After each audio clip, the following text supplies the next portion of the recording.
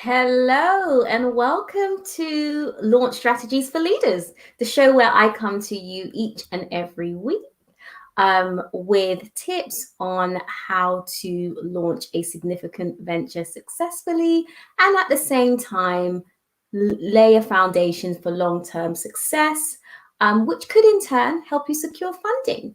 So we help you launch significant ventures here at the Launch Strategist, and every week we come and share insights, or I come and share insights and ideas with you on how to do that successfully. So I've actually been away for the last couple of weeks. Those of you who watch me regularly may or may not have realized that I've actually been a little bit AWOL over the last couple of weeks. But I'm back. I'm back this week and really want to talk to you about relaunching. Because yes, we launch stuff, but often we work with companies that have been established for a long time and they are actually relaunching a different division, a new brand, relaunching an existing brand, entering a new phase of the business. So I want to talk to you about relaunching and the do's and don'ts of doing that. So first, let's talk about, why you would even be relaunching. Why would you be relaunching? And a couple of common reasons for this. It might be that you launched something and you didn't launch that successfully in the past, and so you didn't get the brand awareness that you were kind of looking for. You didn't get the traction. You've learned a lot more since then and you want to relaunch. Perhaps it's that the product or the service has evolved, the business has evolved, and actually your existing brand and positioning doesn't reflect where you are now as an organization. Perhaps you've identified a new market opportunity and you now want to pursue that. Whatever the reason, chances are that if you've been in business for a significant length of time, you will want to relaunch. So what are some of the do's and don'ts of that? What are some of the do's and don'ts of that? Now, what triggered this is I saw a post actually here on LinkedIn, and it was about MailChimp. And I think the parent company had changed the brand, and there was some talk in the comments about, you're alienating your existing client group. With that, I think they're going after more enterprise clients. And if you're familiar with MailChimp or SurveyMonkey, SurveyMonkey, apologies, it's actually SurveyMonkey. And they were saying that actually SurveyMonkey is very down to earth brand. We're very familiar with it. And many of us who have started small businesses have used SurveyMonkey. And there was talk in the comments about now you're going after an enterprise client group. You're kind of it almost feels like you're abandoning, or some people were saying you almost feel like you're abandoning those that have been with you. And so that may or may not be true. But either way, rebranding, relaunching, a lot of that is about messaging and positioning. And so my point number one is do not alienate your day ones. So do not alienate the people that have been with you from the beginning, have stuck with you through thick and thin, have helped you financially get to the place that where you are. So don't only alienate them. And so when you're thinking about how you can move into the next phase of your business, how can you do that in a way that doesn't dishonor your past? Now, we're not saying don't move on, because that has hindered a lot of businesses from making progress, but we've got to do this strategically. So you've got to think about, okay, how can we go into the new without abandoning the old? How can we move into the new without looking like, we're just kind of done with that kind of customer base, many of which are still paying us? How do you do that? And that's a really fine balance to strike, but it's something that you need to be thinking about up front. And so if you are relaunching and you need support around that piece, do come and speak to us about that, because messaging and brand positioning is very important, and you really don't want to be alienating those that have stuck with you. So that is my first point. We all have to move on, but let's do it gracefully. So one of the ways to think about your relaunch and your rebrand is as a new chapter in an old book. So sometimes when you see relaunches, it's like that is like a different company. We see no connection to who they used to be or what we bought into them for. They just seem like they've become a new brand. Now, often in these cases, within the boardroom, there is some sort of tenuous link between the old and the new, but it's so tenuous and so ambiguous that actually you can't see it. And so what you want to be thinking about, or how you want to be positioning your relaunch, is actually, this is just the next phase in our evolution. This is how it connects to the past, but we are bridging the gap between past and future. And we all know the only thing constant in life, in business, is change. And so we all have to change. But people don't like change. You know, I can't tell you how many times where I've been to the shop and I've bought a brand, can't think of any specific right now, but the whole bottle has changed and it throws you off. You're just like, why did you do that? In fact, a prime example, Ribena. Now, they've changed the branding numerous times. Yes, you can see it's related to the old Ribena, but what they have done is changed the taste significantly. Now, any diehard Ribena fans knows that what is Ribena now is not how Ribena used to be. And so it's all well and good that you want to move with the times. For example, in the case of Ribena, they wanted to use less sugar. Now that's fine, but let's not turn the drink into something that pretty much is unrecognizable from the taste that we all recognize. And so that's just an example, because people are fine with change, but you have to ease them into change. And so that's what you have to remember when you're relaunching. Whenever you're changing something, whenever you're going to a period of change, there's always going to be a friction. And so you have to make that change, that migration from the old to the new, as frictionless as possible. And you have to be careful, or you have to be careful that you're not leaving your clients behind. So those that are stuck with you, those that are with you for certain reasons and really attracted to your brand and helped you lay the foundation for your brand, find a way to bring them with you if you can. Sometimes it's not going to be possible, but if at all possible, take them with you. And the way you do that is by telling a consistent story. So as opposed to saying it's like a completely new book, which sometimes relaunches and rebrands look like, just explain it as a new chapter. And that's why brand narrative and brand storytelling is important, because you want to be easing people into the change. You don't want it to be like, okay, I woke up today and the brand looked like this, and I woke up tomorrow and it's like that. Ease them into the journey of relaunches. Now, relaunches are vitally important, but this live is all about, making that process as seamless and as smooth as possible. There's always going to be friction. There's always friction, a degree of friction when there's change, and that's not a bad thing. But you want to be smoothing that out for your client base. So the next thing is find the connection between the old audience and the new. Find the connection between the old audience and the new. So let's give you an example. So if I use the example of SurveyMonkey, historically, they have been targeting, I guess, really small businesses, startups, solopreneurs. They appeal to us. Really low price point, freemium model, so you can start for free and then upgrade. And now they're going after more enterprise clients. Now that's fine. We all have to grow. We all have to scale. But how can you do that in a way that, you're bridging the gap? You're finding a link between the two. Now they're very different audiences, but how can you do that in a way that maybe you add a third option on your website? Maybe you find a way to tell the story. Basically, there's a million ways you can do it, but you want to be changing in a way that doesn't alienate that client base. And so, and even if you are going after a more premium client group, because I've done this myself, do it in a way that, yes, we are serving them, but if you need us, we're still here. Not forget you don't have any money, we're not working with you anymore type thing. We're going after enterprise clients.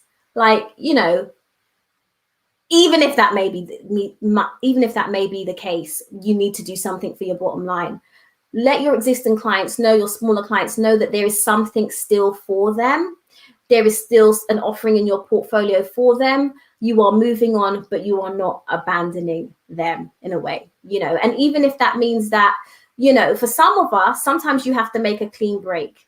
This is less common, but sometimes you have to make a clean break. And even if you do have to make a clean break, at least refer them to a partner or a supplier or something. The point is, care about people and don't forget about your customers. Sometimes when we think about, social media marketing nowadays, it's just numbers, it's just fans, it's just likes, it's just connections. But actually, each one of those connections, each one of those paying clients is actually a real person. And I think it's important to respect that. And so if you are changing, just make sure, you've thought about how you're going to take them along the journey, or part ways with them, part ways with them. And so I think an important part of this is transitioning with grace as an organization. The other thing is stay focused on why you are launching. Sometimes you can realize in a business, you know what, if we stay here, if we stay in this area of the market, our business is going to crash and burn. We can see down the line, we're assessing the market like I'm always saying you need to do. And we can see that the opportunity is diminishing. We can see that, we need to do something different. So in that case, the reason for the relaunch is to position your business to fit with where the market's going, as opposed to staying in a market that is dying.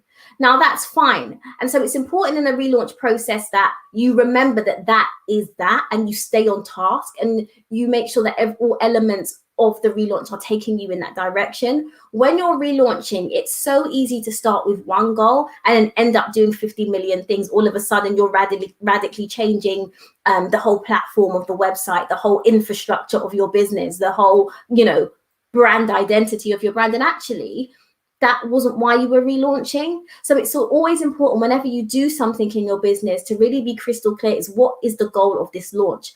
Am I relaunching? And 101, do I even need to relaunch?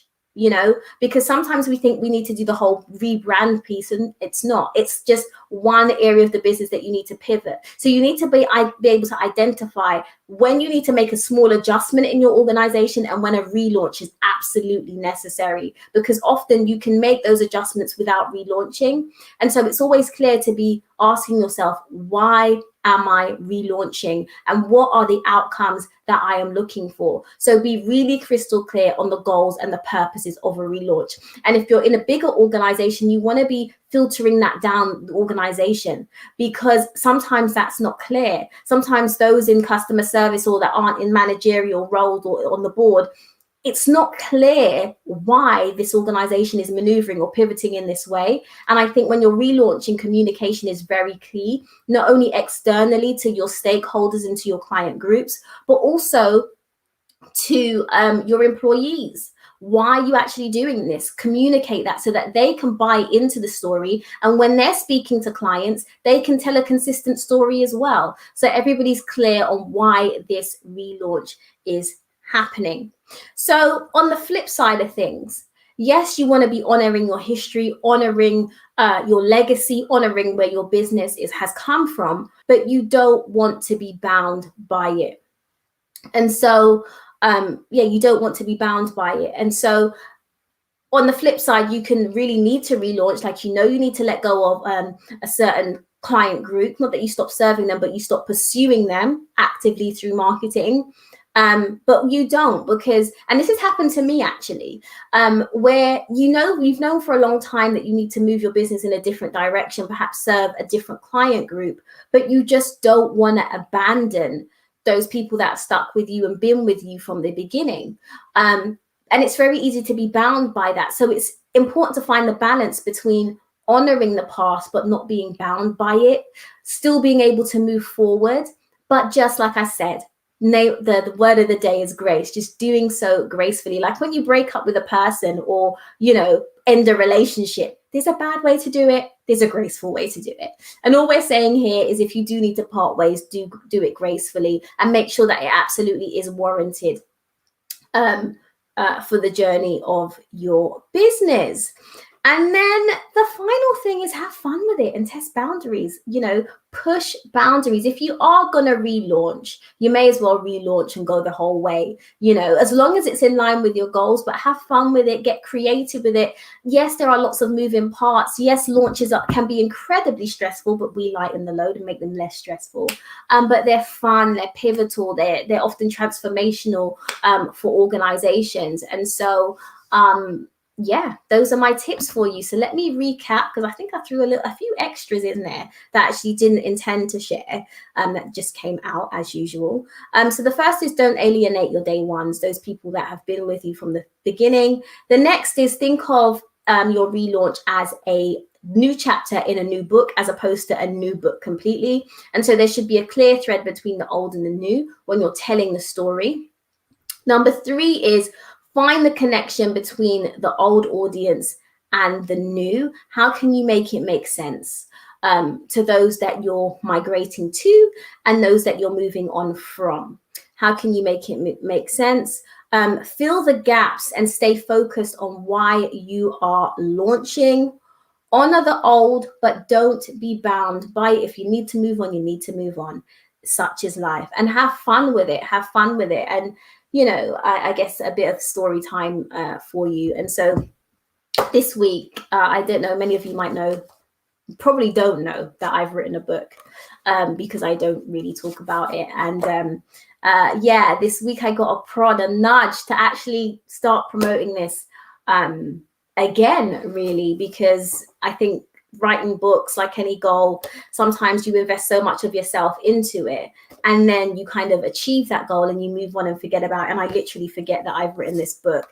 And I was thinking about, I wrote this book in 2017, relatively near the beginning of my entrepreneurial journey. In fact, I wrote it at a time when I had taken, I guess, a career break in a sense. I pretty much took a whole year, probably nearly 2 off, while I decided what I wanted to do in the next phase of my life and the next phase of my business. And during this time, I wrote this book, and I always say to people, it was as much about a catharsis, so to speak, and a really kind of working through where I wanted to be in my own business. Oh, thank you, Veronique. Thank you so much for saying that. It's brilliant. But yeah, it was, I wrote it as much for myself as I did for people.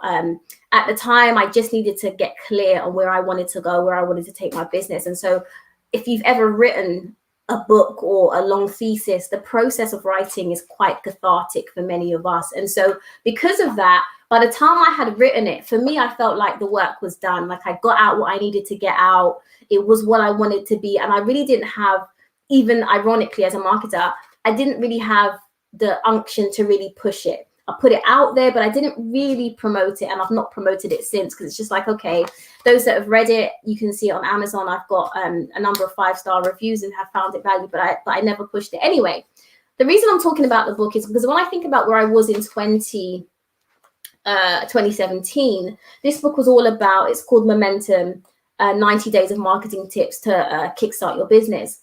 And it was very much about kickstarting your business. At the time, I thought I would be working with just startups, just solopreneurs that were maybe leaving corporate and wanted to start their business. I thought that would be the main target group of my business. But it isn't now. Now I target, I work with larger organizations. I work with people that have been established for some length of time. And if they are startups, they tend to be tech startups that are running big launches, big ventures, and that require significant investment. But the point is, the kernel of the Launch Strategist began here. As I began to move forward, I realized that this was not the business model. The business model I had in mind when I wrote the book was not where I am today. And so over the past, I guess, where are we, 2017, 2021, over the past 4 years, I've had a number of relaunches. But when I look back at the story I told in this book, it very much, you can see the beginnings of where we are now, basically. And there are people, and Veronique is one of them, who were with me at the beginning, who are still with me now. And so even though I work with more corporate clients, behind the scenes, I have the Launch Lab, which is an affordable subscription model. I also do workshops with individuals as well. So although we've moved on as a business, although we've grown as a business, and now it's not just me, though I still have people that have been with me since the beginning. And so that's where you want to be. So even though I'm not attracting those sorts of people anymore, they're still part of my tribe, and I still love them dearly. They're still with me, even though, you know, I very clearly moved on, and I'm at a very different stage in my business. And so if you need to move on, move on. If you need to relaunch. And as a business, you know, when you hit that point where something needs to change. The mistake a lot of businesses make is that they stay for too long. They know that something in the business is broken. They know that these little kind of patching the issues is not going to work, and yet you stay there, and ultimately your business dies a death. And so don't be that organization. Be that courageous leader if you need to be, that says, you know what, we need to change, we need to relaunch, we need to do something different. What got us to A is not going to get us to B. What got us to this level of success is not going to get us to our next level of success. And so be brave enough to relaunch if you need to, and invest the time and money that requires. My point of this live is just to do that gracefully, do that in a way that maximizes the benefit of relaunching and doesn't alienate those that have been with you historically. I hope you found that useful. If you have any questions, do pop them in the comment box. I am always open to answering your questions. Like I always say, this is the only time where you get to pick my brain for free. So do go ahead and do that. I'm really happy to answer your questions. And if you do want the book, in fact, I was thinking I might actually even reread it myself. I came across a quote recently that I'd written. It's like, oh, did I write that? So I may even read it again myself. If you want to grab it, it's over on Amazon. It's called Momentum. Drive Your Business Forward. 90 days of marketing tips and motivation to kickstart your business. And I'll just go through to the layout. So again, at the time, I wanted to provide something that I'm a reader, so I read a lot. But I realized when I was leaving and transitioning from corporate and starting my business, to be honest, I really didn't want to read a big, heavy, thick book, even as a reader. So I thought there'd probably be other people like me who, yes, want nuggets of wisdom, who, yes, want some motivation and support, but they really don't want to read a long-winded book. So the notion of this is the idea that in order to gain momentum in your business, you need two things. You need marketing know-how and you need motivation. As a basic, that's what you need to get out the gate. That's what I needed to get out the gate. And so I structured this in a way that each day is 90 days. So if you read it the whole way through and you follow the 90 days and you follow the tips on each day, you will get a whole marketing strategy. But if you just want to dip in, then you can do that also and use it as some like a daily kind of devotional. So the structure of the book is there's 90 chapters. And on each day, you have a quote that has moved me, that has compelled me in some way. You have a real honest story about my journey. Morning, Frank. You have a real honest story about my journey and how I got here. And I really believe in honesty and authenticity. Like, you'll definitely learn things about me in this book that you didn't know and that I probably never share on this live. And then you have in a nutshell. So this is day one. And my first nutshell is detach your worth from title and your bank balance. And so you have a nutshell. So I summarize the main point of the story that I've shared on that day. And I have a question to ask yourself, because I think self-reflection is really important. And much of the business journey is very much a personal development journey. And so I have a question to ask yourself. And so this question is, am I still seeking validation from a job title? Self-awareness, self-reflection is so important on this journey. And then I have a marketing tip to move your business forward that is related to that. So there's a common thread.